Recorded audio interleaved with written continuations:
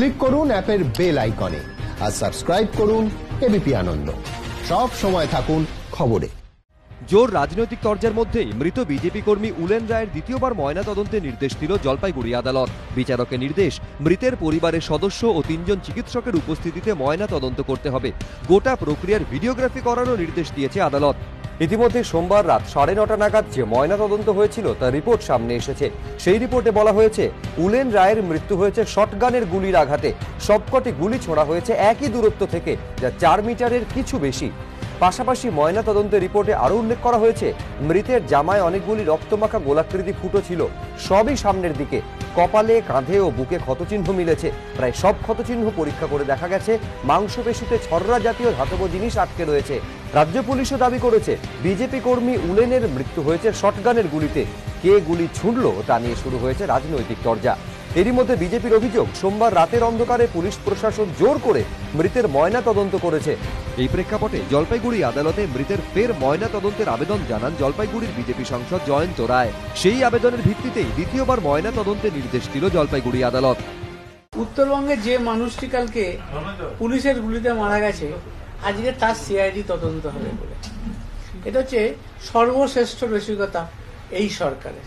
এটা কিরাম হলো যেন হচ্ছে যে ছেলে পরীক্ষা দেবে, মামা কোশ্চেন তৈরি করবে আর কাকা খাতা দেখবে। অতএব পুলিশের গুলিতেও মারা গেছে, এটা সর্বজন বিদিত।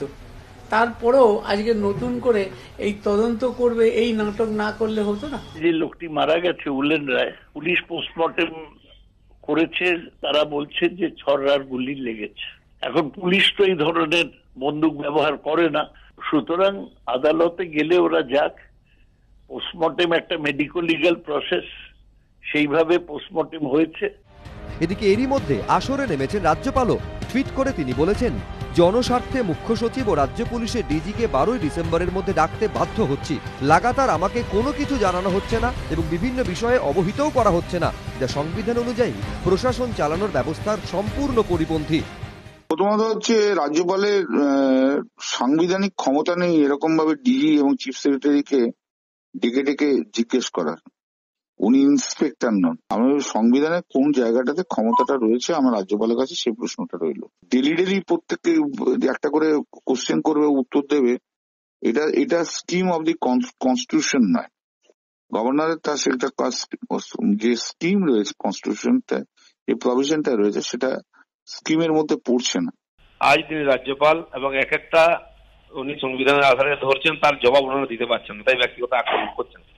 যে ধরনের আইন শৃঙ্খলা সমস্যা বা ধরনের ঘটনা ঘটছে, বিরোধী পার্টি আন্দোলন করতে পারবে না, গুলি করে মেরে দেওয়া হবে, তাতে যদি গভর্নর ডাকেন, জিজ্ঞেস করেন, তো আপত্তির কিছু নেই, উনি জানতেই পারেন, কারণ আমরা গেছি, তাকে কমপ্লেন করেছি। এখন গভর্নর যদি ডাকেন আর না আসেন, লোক জানতে পারছে গভর্নর। আমার মনে হয় সেই জন্য টুইট করে জনসমক্ষে জানিয়েছেন যে আমি বারবার ডাকা সত্ত্বেও লোকেরা আসছে না। আর ঘটনা সত্যি, সাহেবের ওনার তো একটা দায়িত্ব আছে, এই ধরনের ঘটনা ঘটছে। সব মিলিয়ে এবার মৃত্যু ঘিরেও রাজনীতি তুঙ্গে। রাজা চট্টোপাধ্যায়, ঋত্বিক মণ্ডল ও সমীরণ পাল, এবিপি আনন্দ।